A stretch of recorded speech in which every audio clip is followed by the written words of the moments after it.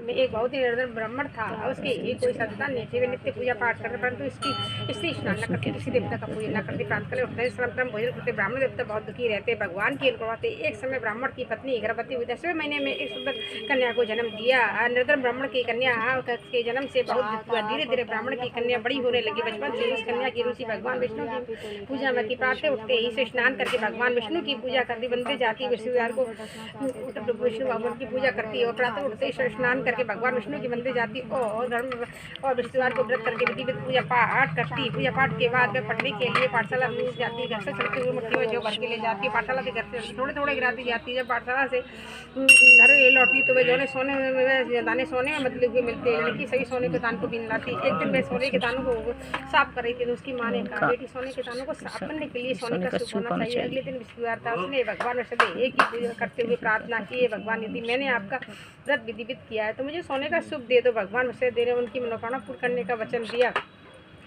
पाठशाला से घर लौटते समय रास्ते में सोने का सूप पड़ा मिला। घर लौटकर सोने का सूप वो अपनी माँ को दिखाकर उसमें सोने के दानों को साफ करने लगी। उसी समय नगर के राजकुमार उसके घर के पास से गुजरा। उस सुंदर लड़की के सोने के सूप में जो साफ करते हुए देखकर राजकुमार मोहित हो गया। महल में लौटकर राजकुमार ने राजा को उस लड़की से विवाह करने की इच्छा प्रकट की। राजा ने ब्राह्मण को महल में बुलाकर राजकुमार से लड़की के विवाह की बात की। ब्राह्मण तैयार हो गया। धूमधाम से लड़की का विवाह राजकुमार के साथ हो गया। दुल्हन बनकर ब्राह्मण की लड़की महल में चली गई। लड़की के चले जाने से ब्राह्मण फिर निधन हो गए। कई दिन भोजन भी नहीं मिलता। फिर वो बहुत दुखी होकर ब्राह्मण ने एक दिन अपनी लड़की के पास गया। अपनी पिता की निधन का समाचार सुनकर बहुत सा धन देकर पिता को विदा किया। उस धन से कुछ ही दिन आराम से गुजर गए, लेकिन जल्दी भूखे मरने की हालत हो गई। ब्राह्मण ने अपनी लड़की से धन लेने के लिए फिर महल पहुंचा। लड़की ने पिता की बुरी को हालत को देखकर कहा, पिताजी आखिर आप कब तक मुझसे धन लेकर जीवन यापन करेंगे? आप ऐसा कोई उपाय क्यों नहीं करते? आपका धन संपत्ति से भर जाए। ब्राह्मण ने कहा, मैंने तेरी माँ को बहुत समझा दिया पर उसकी कुछ समझ में नहीं आता। उसका बुढ़ापन नष्ट हो जाए तो उनके घर की घर भी रहता दूर हो जाता। कुछ सोचकर लड़की ने पिता से कहा, पिताजी आप कुछ दिनों के लिए माँ को मेरे पास छोड़ जाओ।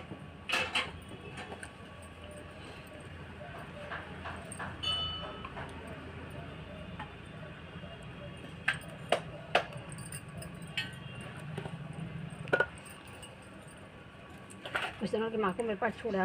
तब कुछ सोचकर ब्राह्मण पत्नी को लड़की के महल में छोड़ाया। लड़की ने अपनी माँ से कहा, माँ प्रातःकाल उठकर स्नान करके भगवान विष्णु की पूजा करना, अवश्य पूजा करना। पूजा करने से अपनी नेता अवश्य दूर हो जाएगी। लेकिन उसकी माँ ने उसकी कोई बात नहीं मानी। प्रातःकाल उठते कुत्ती बच्चन को झूठन को खा लेते तो क्रोधित होकर लड़की ने अपनी माँ को एक कक्ष में बंद कर दिया। सूर्योदय के समय माँ को उठाकर जबरदस्ती उससे स्नान कराया और मंदिर ले जाकर भगवान विष्णु की पूजा कराई। कुछ दिनों से ऐसा करने से माँ की बुद्धि में परिवर्तन हुआ। स्वयं विष्णुवार का व्रत रखने लगी। उनके व्रत रखने से वे ब्राह्मण के घर में भगवान विष्णुदेव की अनुकंपा से धन की वर्षा होने लगी। दोनों पति पत्नी धन संपत्ति पाकर आनंदपूर्ण जीवन यापन करने लगे। विष्णु धाम को चले गए।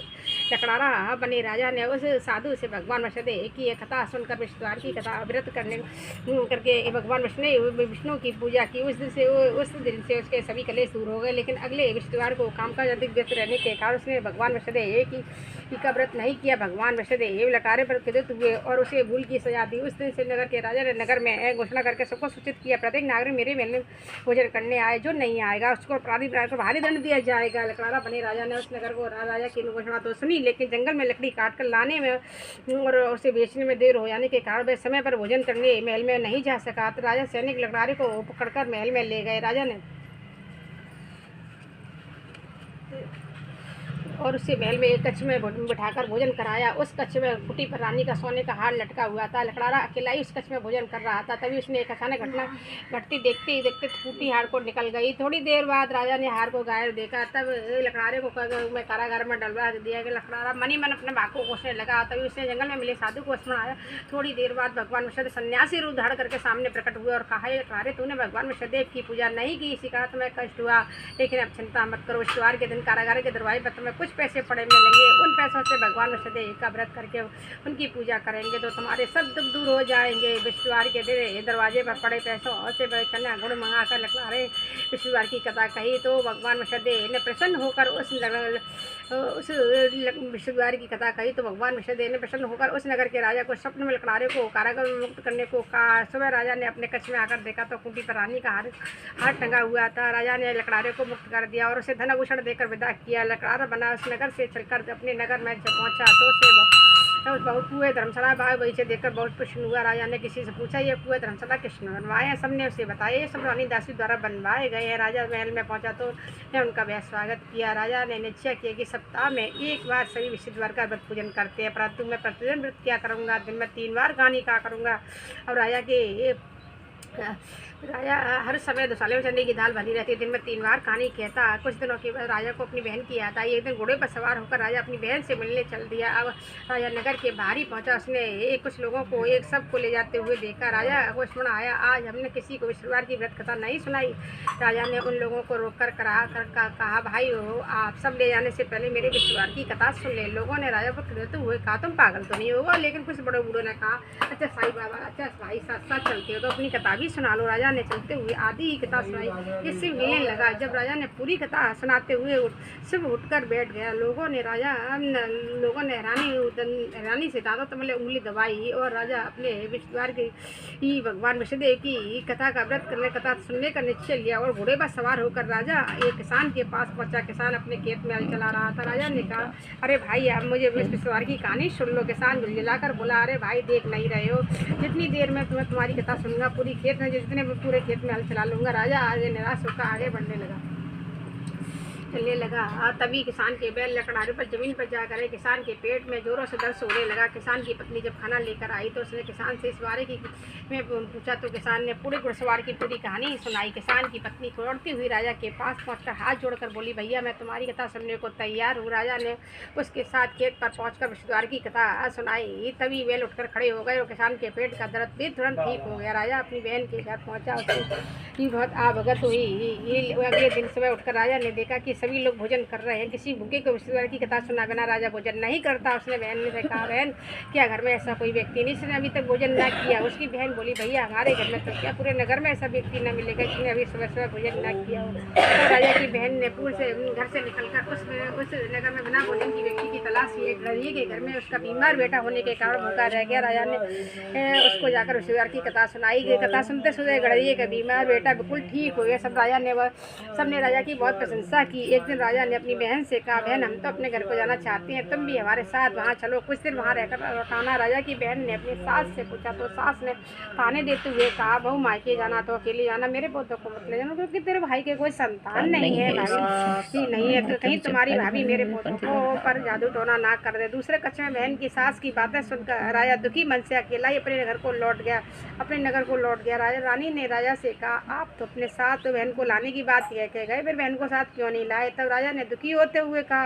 रानी हमने संतान है इसलिए हमारे घर आना कोई पसंद नहीं करता। रानी ने राजा को समझाया, हे प्राणनाथ हमें बृहस्पति देव ने सब कुछ दिया, भगवान विष्णुदेव हमें संतान भी अवश्य देंगे। विष्णुद्वार को विधिव्रत करते हुए राजा रानी ने भगवान विष्णुदेव के संतान के लिए प्रार्थना की। कुछ दिनों के बाद उन्होंने स्वप्न में दर्शन देते हुए कहा, हे राजन तेरी मनोकामना अवश्य पूर्ण होगी। एक सप्ताह बाद रानी गर्भवती हुई। 10वें महीने में रानी ने एक सुंदर पुत्र को जन्म दिया। राजा रानी जीवन विश्ववार का व्रत पूजन करते ही रहे। उनके घर में धन की वर्षा होती रही। इसी तरह भगवान आनंद पूर्वक जीवन यापन करते हुए राजा रानी भगवान विष्णुदेव की अनुकृपा से मोक्ष को प्राप्त करके सीधे बैकुंठ धाम पहुँच गए। विश्ववार को विधिव्रत करके जो स्त्री पुरुष भगवान विष्णु की पूजा करते हैं, भगवान उनकी सभी मनोकामनाओं को पूर्ण करते हैं। बोलो विष्णु भगवान गुरु भगवान की जय श्री विष्णुपति भगवान की जय। विष्णुपति देवा स्वामी जय विष्णुपति देवा। चुने चुने भोग लगाऊं, चुने फल भोग लगाऊं, मैं तेरी फल मेवा। ओम जय विष्णुपति देवा। तुम पूर्ण परमात्मा तुम अंतर्यामी, स्वामी तुम अंतर्यामी। जगत पिता जगदीश्वर तुम सबके स्वामी। ओम जय विष्णुपति देवा। चढ़ ममत सब पात के हरे सभी सब पात के हरिता।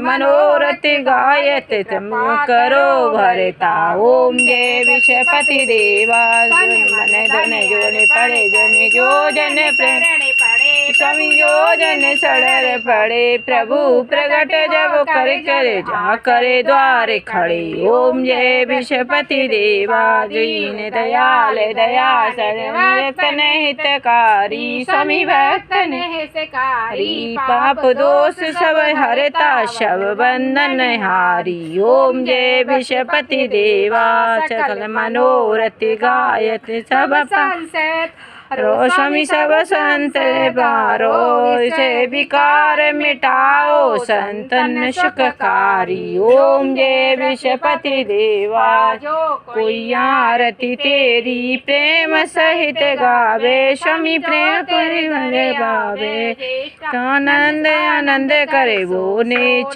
छे पावे ओम जय विषपति देवा स्वामी जय विषपति देवा छिनी भोग लगाऊं पल पल भोग लगाऊं कमली फल मेवा ओम जय विषपति देवा। भगवान की जय, विष्णु भगवान की जय।